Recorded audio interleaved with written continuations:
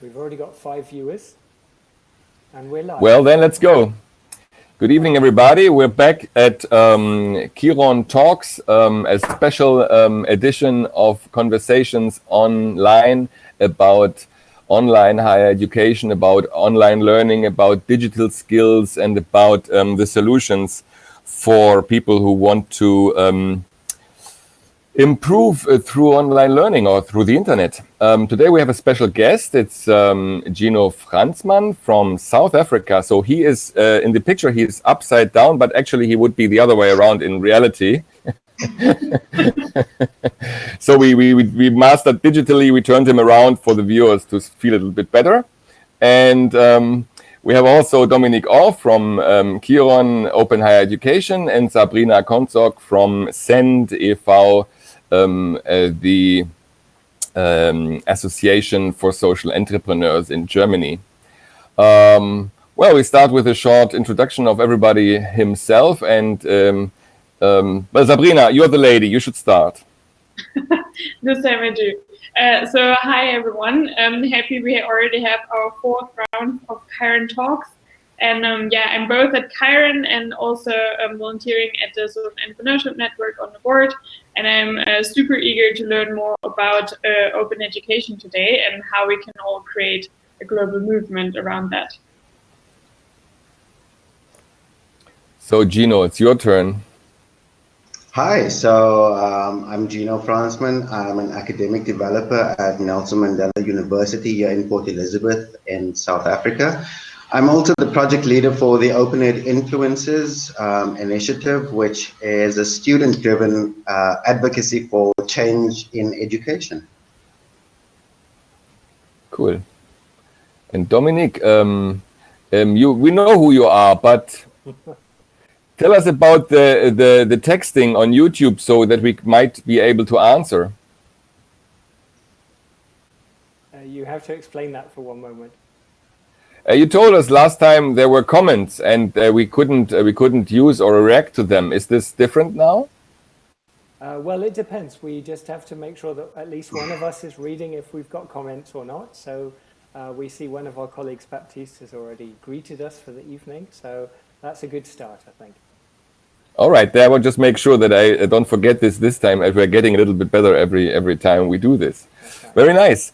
Well, I would start right away because I don't know anything about South Africa at the moment. And I heard a BBC program the other day where people from all countries gave a short statement about their situation. I found this really interesting. Yeah, interesting insights and what is the particular situation somewhere else. And well, Gino, this would be the first thing I would be curious about, just the situation. Well, the situation is one of uncertainty, I'd say, which is, I think, a global phenomenon and experience right now. In South Africa, it's a country that is matched with beauty as well as just a level of inequality that's quite staggering and quite unbelievable at times. In the face of COVID-19, what this inequality manifests as is universities are struggling to operate under lockdown conditions, under conditions where we've had to shut the institutions which provide face-to-face learning opportunities for students because of fears of contagion of the disease, but also because right now in South Africa, it's so difficult to continue with an academic project, which is largely enabled or disabled via access to resources and then connectivity at most times. So what's happening in South Africa right now, we are all under lockdown. We've been at home for 3 weeks. It was 3 weeks yesterday.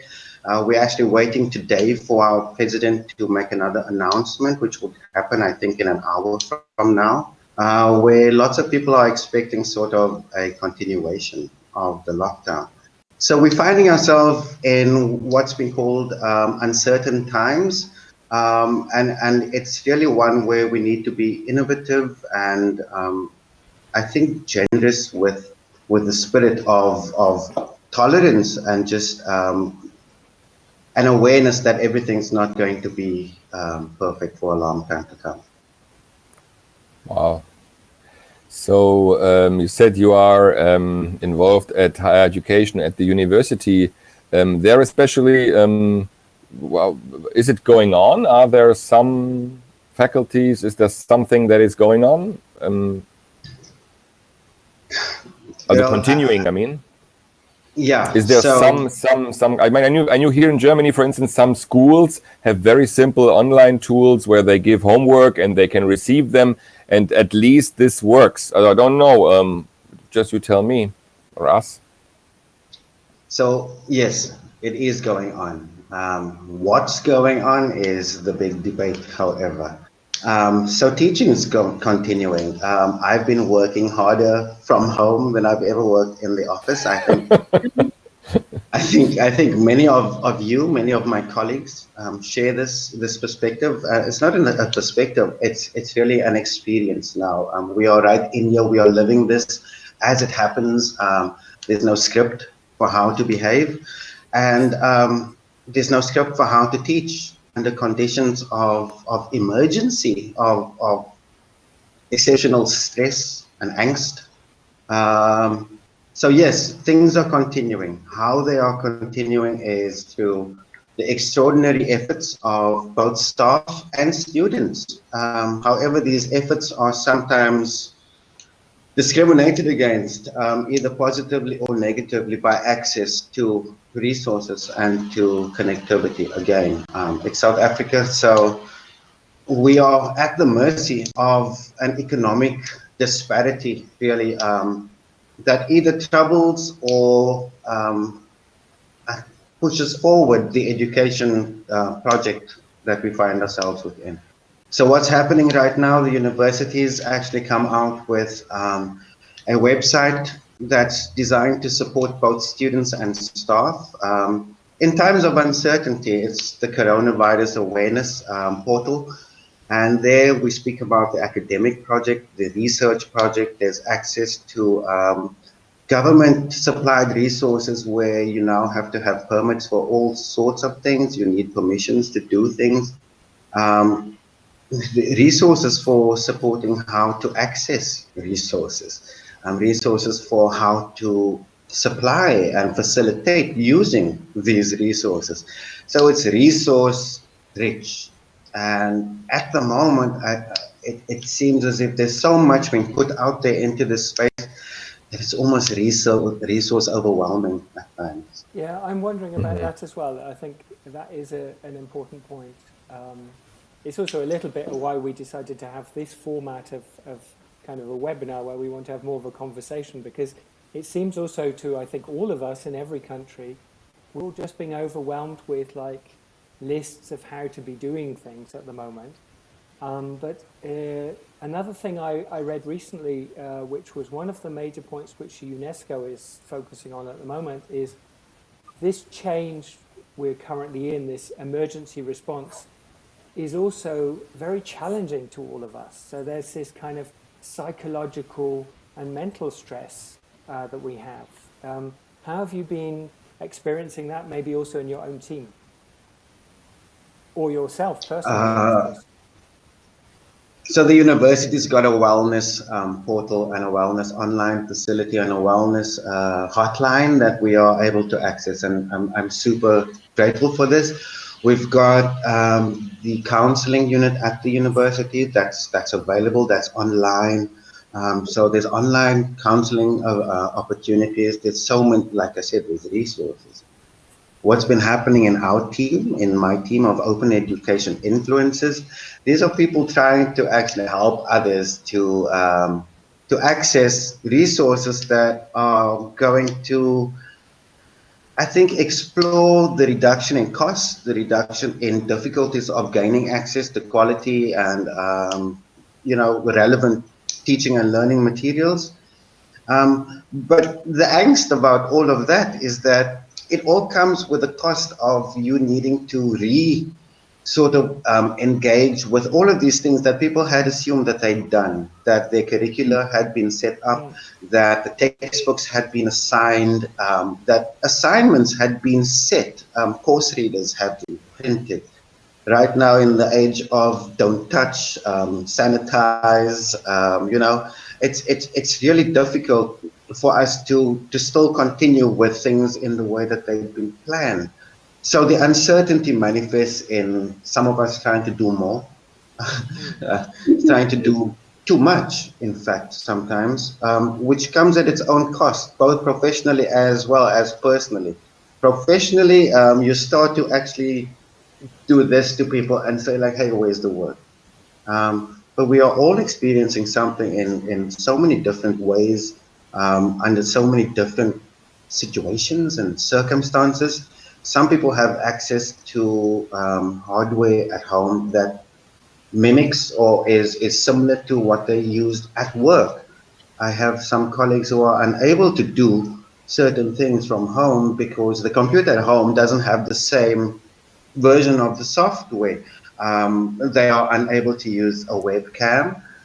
So, you know, there's some things that are disabled by virtue of location.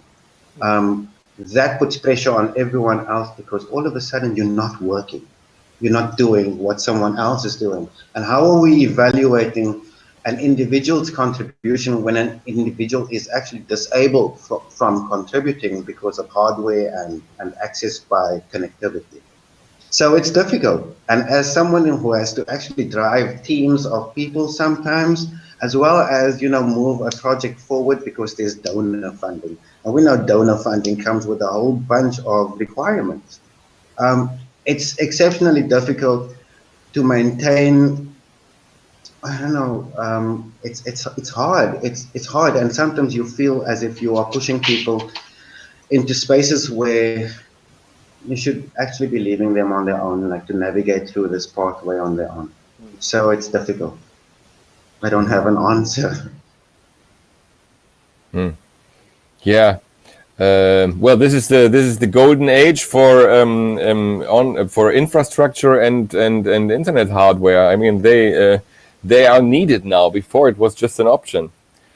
Well, it's interesting that in some countries, like in Germany, the privacy issue has been raised in the context of COVID-19, where elsewhere the crisis, maybe like in Italy, is much harder, and there is not such a thing. But okay, we were talking about South Africa. You two guys, do you have any particular questions before I always put my point in the center of everything? Yeah, and totally, because obviously, I mean, the crisis situation we're in right now, I guess, challenges anything that we planned or set out to do. But like, I would want to know more about what you usually do. So a few weeks ago, like, how did your work look like? And because I heard a bit about how you create a global network and the movement around open education, right? So maybe like, what does it mean usually, and how do you think maybe that can also be used as a strength now in that situation? My daily job is actually to engage with both students and staff.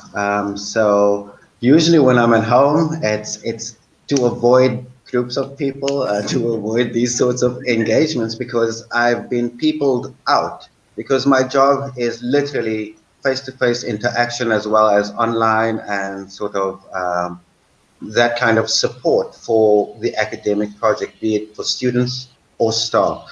I might find myself in the morning speaking to 1,000 students in a lecture hall, or to 20 staff members in one of the staff rooms, where we're speaking about how do we help students to be successful in their academic endeavors. Then we have training for cohorts of what we call writing respondents, who are facilitated, capacitated, empowered to go out online and to provide support in written form for students. Anything that's in written form and that's going to be shared these days, however, comes with the proviso that they need to be of a decent quality. So we've got ongoing and revolving training activities, events that facilitates this. And students being transient and graduating, I mean, how dare they leave us?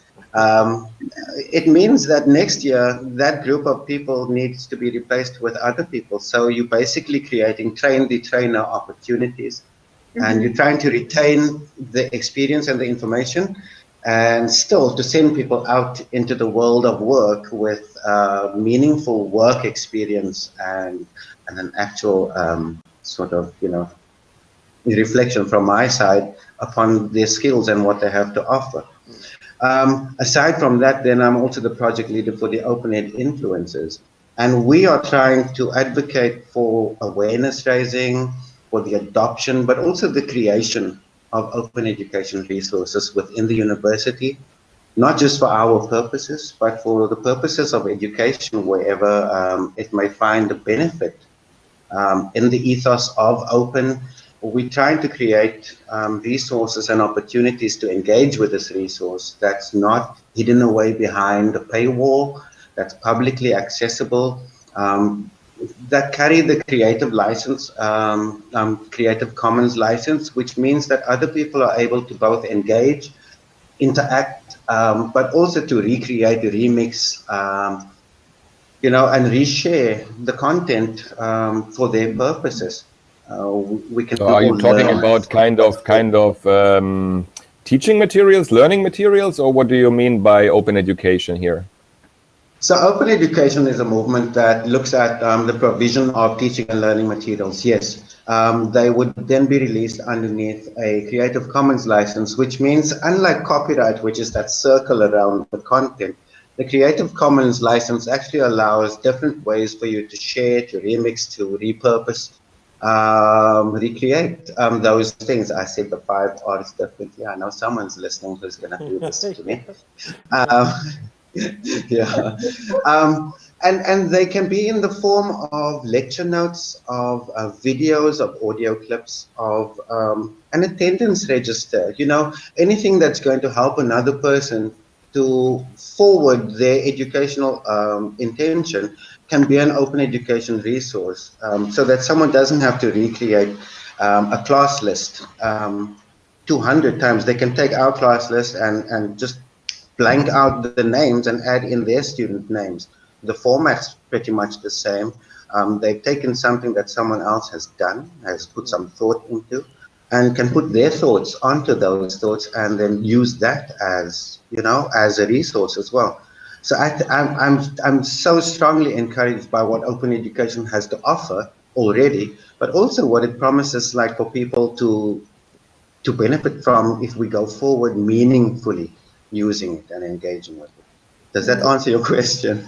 Yeah, absolutely. We had a discussion here about recognition some week ago, and so I'm wondering if these materials are for the students or for people who then try to use the materials to study, to achieve a degree, or is it for informal education too? I think that open's been. 1 second. You go. Park your response. Sorry?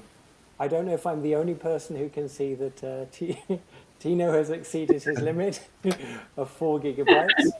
But I think that's actually really important because it's really what we're talking about. Well, we're talking about exactly this kind of thing. I mean, it's kind of perfect that that's happened. We're talking about the challenge of connectivity. How can we all do all this new stuff? It seems why is so that? easy. What does that mean? The way I would understand it, Tino, it doesn't mean that you haven't got it anymore. It's been split into 4 files, but how important. So that's really great. I'm really happy that's just happened. Well, I log out and log in again. Well, this is the best idea. Yes, you may, and we'll let Gino answer the question now about informal and I think formal and non-formal learning and how these materials are being used in the case of maybe you can talk about a very specific example, because as we know, OER can be anything. Well, I think firstly, to start off with, let's just look at open as something that's an ethos and a way of doing, a way of being in the education space. Because when we say open education, it sort of associated just with the learning environment, with the teaching and learning thing. So we're in that space, and it's almost like it's a formalized space, and then it's an open education resource. I think that we should expand just our consideration of how this is applied. An open education resource could be used for professional development. It's used for academic support. It's used for academic provision, which would be the teaching and the learning aspect of it. So, for example, if we had a video about the virus, about what is COVID-19. And this is a 1-minute video. That video could be used in a health application for a group of doctors trying to, to prepare a patient for this is the examination, this is what would happen, instead of in that precious time that they have, and especially now that we need to reduce times of contact, that physician could actually WhatsApp that video to the person. And you could look at that before coming in. You'd know what to do. You'd know the process of hygiene, of taking care not just of yourself but the other person. That's one context. That video could then be inserted into Nelson Mandela University has a new medical school starting. I don't know what COVID-19 means for that medical school, besides the fact that its importance has now escalated like 100-fold. So that same video could then be repurposed and used in a textbook as a support resource. It could be part of a practical that a student would need to engage with, and then maybe interrogate as to were the practices that you saw in that little video, were they appropriate? What suggestions would you have in your specific context? South Africa has 11 official languages. This is the opportunity for someone to take that video that's maybe in English and to create a version in the other 10 languages, slap on a Creative Commons license, and release it out there so that it's available for everyone. What else could be done with that video? It could be shared with Johns Hopkins University and put into their OER repository. You know, it's endless. I think that the limitations of open are the limitations that we put onto it. It's open for a reason. Thanks very much for giving those responses. And very important, I think, is also we've had a question here, which is really talking to that point, because somebody says, in fact, it's one of our colleagues who's asking, what role do you think e-learning can have in the fight for free, quality, decolonized higher education in South Africa, which I know is like a key topic for South Africa and for many other countries as well. I think you've spoken to it a bit in terms of it's not the same. Having it in different languages, but maybe you could continue maybe particularly on this, because maybe you can talk to that quite well for us. I think let's just go to the term decolonized. In the research circles and very often in sort of discussions amongst the academic community, you'll hear references to the global south and the global north, and the fact that the global south is very often dependent on the voice come from the global north and to inform us, as if we are these empty receptacles that need to be filled from elsewhere. I think that open education, and in particular the Creative Commons license facility, which is so easy and convenient to actually use and understand, I think that gives an opportunity for us to put out not just perspectives, but research, which is often constrained by the research publication process. And I'll just like unpack that very briefly. The research publication process, like if I did research in 2020 and I intended to share this via a journal or something like that, it's going to be a year and a half, 2 years, 3 years for some journals with long waiting lists of all these authors who've submitted work before that work is published. That is part of the argument that one says, okay, we're in a moment where it's possible to prepare, to take more time on trying to plan for the next phase. But I think a lot of people, and I think this is the case at your university, Gino, a lot of people are in a situation where you need very, very quick answers, and there isn't this time. And you've also said, in your situation, you and your team are overworked at the moment. And I'm just wondering, does this focus on open education and community and everything, does it help get by these kind of circumstances that you're in at the moment? Okay, so there's the open education sort of work that we do within the institution, which is like sort of the direct advocacy, which a lot of that is facilitated face-to-face, in person. We see lecturers, we see groups of students, we show them, we model how to engage with open. So in the absence of having that facility, that proximity to people, we've had to become innovative. And then the lockdown happened. So there was self-isolation before the lockdown. And in that space, we'd already sort of started a skeleton sort of outline of how we would be, like ways of being, which is now turned into ways of doing, which I think that the university is now trying to expand across its community. All of us need to find a happy medium, a space, both physical as well as inside of ourselves, where we are able to continue to contribute from very diverse situations, as I said before. So how did this manifest in our team?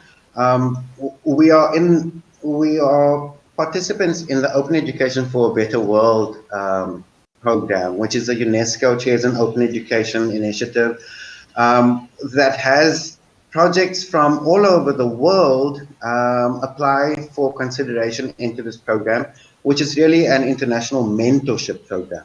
So a lot of this happened online anyway, but that's in terms of project facilitation. So, so I meet with the mentor who is at the Open University of the UK. Hi, Rob Farrow, hello. And we do that online, and we've done that since last year when this initiative began, or when we became participants. The difficulty with that is that the Open Education Influencers is an advocacy group that's based in action. It's not based in let us put things online and that thing lives only online. No, our living is actually by engaging with you and by trying to shift perspectives, but more than perspective is to move praxis so that you start engaging, but then you start also sharing what the benefits or the opportunities are from open. So how have we been able to do that? As soon as the lockdown hit, it became very clear that due to the high cost of data in South Africa, that some of our open education influencers, the abbreviation here is OEs, that I'll use going forward. So the OEs don't have data. One of the OEs lives in rural outlying areas. So in order to get access to even get a work task or to submit work product, needs to really then break lockdown in order to go and get a signal. So how do we do this? I cannot ask that a staff member does something which is illegal, which is against whatever, but is also unethical and deeply unsafe. However, the work needs to continue. So how do we do that? So we've developed like an asynchronous, synchronous, we're working in the moment, but as we work in the moment, we also meticulously take some notes so that those notes can be shared in different mediums. So WhatsApp is very popular. Yes, Zoom has some issues. We're still Zooming. I'm Zoom fatigued. My colleagues are Zoom fatigued. I have like almost 4 decades of experience as a stage performer. Let me tell you, every time I do this, when I come off, it feels as if I've left part of myself on the screen. It's like drops mic. It's an actual thing, and I don't think that people gave it the full thought and consideration in terms of what working from home would really take on yourself, on your stamina, on your resilience, because it's an entirely different mental state that we've had to enter. And just finally on that, like what I can say is also, And I think that this is a common experience after speaking to quite a few people about this in different situations and countries now. Those of us who've been engaging online suddenly now find ourselves having to teach going online instead of just doing your work. So all of a sudden you are now a facilitator of other people's competences before you can even share your competences. Right. Yeah. That's exhausting. It's exhausting. It's exhausting coming into a meeting and then having people not be aware, and this is not their own fault necessarily. However, we do need to find a strategy to mitigate the disruption that causes in what's turning out to be some pretty precious time on screen. Because otherwise, after 10 minutes, me in Zoom, you'll see me looking sideways. I'd probably by that time have muted my microphone and trying to be doing something else. It's a reality, so we need to find new ways of being as well as doing. I'm really So glad that's you the say that situation about we find this. ourselves in. I'm really glad you say that about this exhaustion, because I've been noticing it myself and I just thought it was just me. But you're right, it's kind of, you're trying to project yourself into a new space which you don't really understand. But what I think is really important for me is, you know, often when we've been talking about online learning, distance education, we've always been saying, hey, what a great opportunity this is for groups who don't find other ways of accessing learning. And suddenly all of us are projected into almost a totally online situation. And I find it quite interesting because now we can all reflect on it, and now we see the challenges which are involved in that as well. And this kind of thing, you know, I mean, I can promise you I am dressed properly, but, you know, there's this whole thing about, okay, you could be sitting here wearing underpants, you know, it's just a totally different setting. And we have to kind of get used to that. And part of that is because it's a different setting, you also have motivational issues. It's also difficult to kind of get through the normal day. And then, you know, we're hoping in this situation that we can very quickly move everything online and suddenly all the students will be able to change. And I think particularly what we know from South Africa, but also from other countries as well, is a huge amount of the students are also living on campus, I think. So this must be a huge change for those students, because now, otherwise they'd be on campus, they'd be in the academic environment, and suddenly they're at home. They probably also have, I imagine, a huge lot of data access problems as well, but also interaction problems. I don't know if you can speak to that at all, Gino. You know, I can. It's something that's quite astonishing when you see just like the effect that going online has for students. I mean, the assumption is that staff, because they work at a higher education institution, are resourced themselves. So when you are presented with reality through actually trying to do things like to get an end product completed, when you're confronted with the reality that lots of people are either connecting on a phone or on a tablet, which doesn't allow you to be editing on Microsoft Word, doesn't allow you to do the referencing function, you know, like many things like that. You can't join teams. There's so many just different levels of accessing work. That's firstly. Then you have to think about like what's happening with our students, and our students are unhappy and have every right to be unhappy. What are the universities doing about this? They are doing really the best. I have such empathy for leadership in this situation, because how do you suddenly capacitate hundreds of thousands of students in diverse spaces and places and locations with diverse sort of enabling or disabling conditions to access? How do you capacitate them so that the academic project can go forward? So our universities come up with what I think is really a valiant effort, and it's called a dual pathway. So there's two learning pathways that they've set out.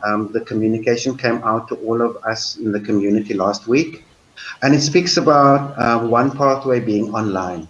So if you have access, then please do access the teaching and learning materials and continue. The second pathway is being offline. So if you don't have access, then please do not continue. And this is really a valiant effort. And it's if you do not have access. We are going to do our level best to make sure that you are not left behind. The national education, I think the slogan in COVID-19 or under COVID-19 conditions is no student left behind.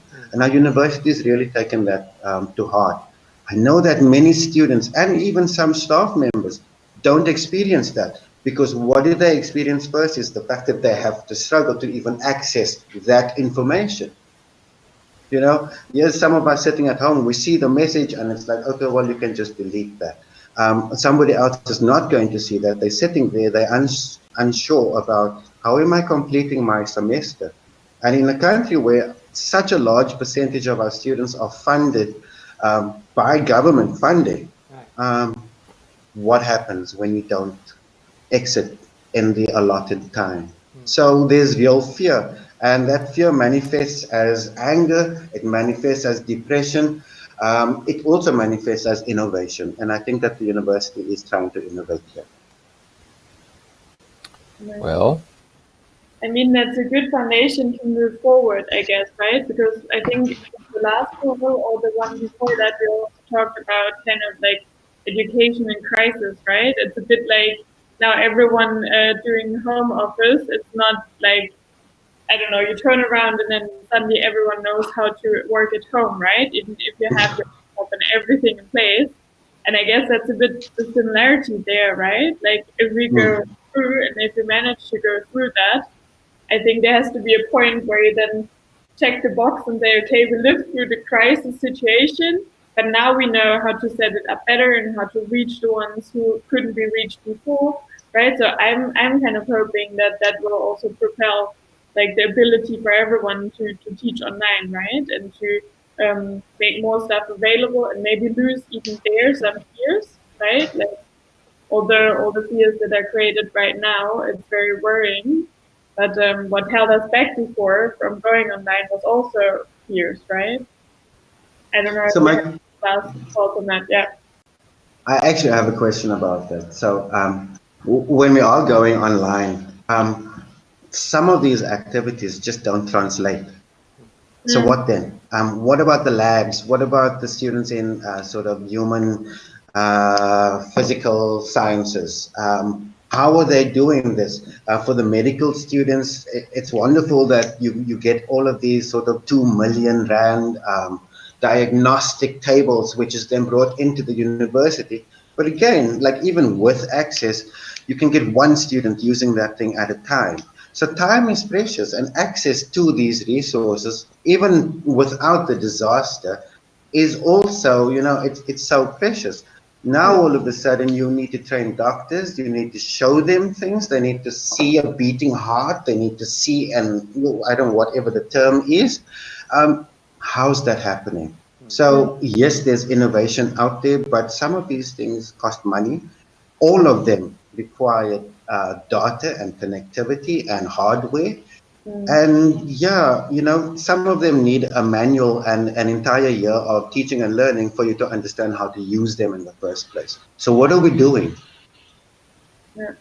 Yeah, and I mean, I think that's the point where you say, coming back to what you said before about, you know, everyone's in the situation together, all of the universities, also all of the universities now in South Africa, let's say, but in many other countries as well. So maybe this is an opportunity for them to work together on some of these things. So because we need to be developing some kind of solutions to these. And, you know, what I'm thinking in a way is that we've had, you know, with open education, with the ideas of online learning and digitalization, we've always had the hope at some point we're going to have this great reform which is going to improve everything. At least we've got the situation now, everyone's got their attention on the issues. The problem is a bit that everyone also notices how difficult this is going to be. And I think we can only get through that by everyone working together. And this would be a bit of the hope that, as you mentioned before, this kind of ethos which is connected to open education is exactly this. Share your experience, share your knowledge, share what you're producing, and build on it. And that would be great if we get that far. but I also, at the moment, I have the feeling that everyone's too much still in a panic situation, and actually rightly so, because as you say, there's so many things we have to be solving, including if students are getting grants, and often it's tied to them getting enough credit points within a semester. It's about them passing exams, and many of these things are just not being offered at the moment. So we've got a whole load of kind of very pragmatic, very urgent things in education, all becoming difficult. As you said right at the beginning, Gino, this whole thing where we thought we knew what exams were coming in this semester. We thought we knew how the content was going to be delivered. And then on top of that, we could do some innovation. But actually, we don't know any of that at the moment. Yeah. And that's the challenge, I think. I don't want to let this opportunity go by without putting something from sort of the advocacy perspective. Sure. And I think that one of the things that I would urge that we start to consider is, along with open, there comes the opportunity for cost reduction, like for actual cost reduction. You look in Canada, you look in the United States, the Maricopa Millions project, like where in 1 year, what was it, like a few $1 million was saved on textbook because the staff there started to explore and engage with open textbooks. So what's an open textbook? It's a textbook that's not published underneath a copyright seal, and is mostly created by teams of professionals who then, pool their resources and expertise. And this thing can change, it can be amended, it can be sort of remixed for your context, for your situation. So if it was written in the global north, I can change names, I can change towns, I can change some of the assessments, and that open textbook can be South Africa contextualized. So if we're not paying for textbook, and remember I said that a large proportion of the students in South Africa are currently funded by the government. It's called NSFAS, National Student Funding Association of South Africa, something like that. And like NSFAS actually gives an annual allocation for students, but in that annual allocation, they actually demarcate how funds can be spent. So there would be a line item for textbooks. One consideration coming from our side, after having done a lot of research with students about their experiences with textbooks, so a third of our students are not buying textbooks at all, which begs the question, what are you doing in the classroom?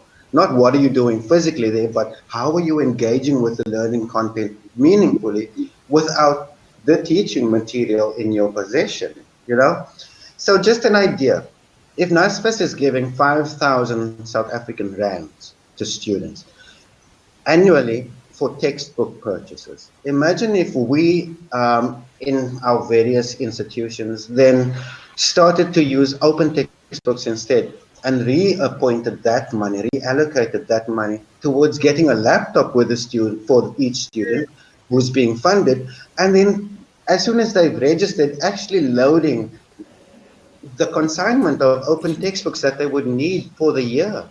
They'd get a device, the hardware would be there, the learning resources would be there, and it would still be in the funding mechanisms ambit, of possibilities. Like, this is possible. If this is going to happen, however, we need a much more robust exploration, engagement with open education, with open textbooks. And there's so many repositories out there, there's so many case studies out there that says, hey, this is helping all around the world. We actually now need to get our hands dirty and look at how this could be implemented here. And that's just, as an open education influencer and as one of the members of this team, it's something that we're really trying to push for. Do you know, are there any plans in your university or other universities, for developing strategies moving forward, where they might be thinking of integrating more clearly things like open education? Yes. So easy answer, yes. And in South Africa, what we're trying to do right now is to set up a network of open practitioners who'd be able to share this information a bit better. So just like something that we are busy doing in the team, we're trying to create little media clips, video film clips in 4 of the official languages of South Africa. However, 3 of those languages don't have some of the terminologies in the academic voice. So if I want to speak about pedagogy, in Zulu, there is no word for pedagogy. I'd have to actually have an anecdote or something like that to explain the concept. So how do we do this? How do we make open education more accessible through engaging in people's languages? I sent out a tweet online and looked for resources where I could find that terminology. It wasn't forthcoming. It wasn't openly available. So when we're speaking about open again, it speaks about access, but if the practitioners aren't able to access these things, then like where are students getting this information? So we need a network. We need these things to be made more visible. And I think that that's like one of the outcomes in this situation that we should be fighting for. We should be fighting to make all of these resources, whether they are support or instructional or whatever, available and visible across the networks. Mm-hmm. That's a great challenge. So we need to find the word pedagogy in Zulu. There's so many other words. Oh, well, okay, that's one. That's a great challenge for the world now. Tino. Well, originally we planned to do it for 45 minutes. Dominic, you're still curious about many things, I have the impression. Of course I am, but I'm also very satisfied with where we've landed now, where we're saying how important also open education is for cost reduction, but also this whole for sharing, but also this multilingual piece I think is so important. I think that really is important, that we don't just think having materials in one language is enough when we're thinking of trying to be more inclusive. I'm happy. Well, I'm also thinking about data. I think you referred an article to me where someone said, well, what about the price of data? Well, this will not be that easy because there you have big financial interests. But interesting question to say how much of that is for private profit and how much can be provided. The German telecom is partly public, if I'm not wrong. So there is already a partly public hand in the price of data when you go into the internet or to the telephone. How is that in South Africa? One word, prohibitive. We've got different service providers, and each service provider has been approached for 0 rating institutions of learning in the country. So some institutions have succeeded, but it seems like the negotiations are on an individual basis instead of on a collective basis across all of the service providers. So if one service provider is giving access to, let's say, for example, mandela.ac.za, which is our website, then only subscribers to that website get the 0 rating. If you have students who want to access a 0 rated website, you actually need to have a process where you inform them about that the entire process isn't free, that only certain pages on the website is 0 rated. So there's another minefield. So if somebody's sitting there with 10 megs and just to log on and they clicked on the wrong website, they've got no more data, they've got no more access, and with financial constraints and physical movement constraints, what then? You can't log online and even buy data even if you had the money.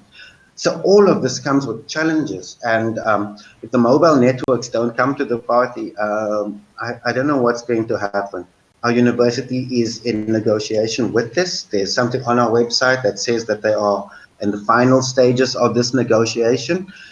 Again, once it's there, we can interrogate it, because right now the uncertainty prevails.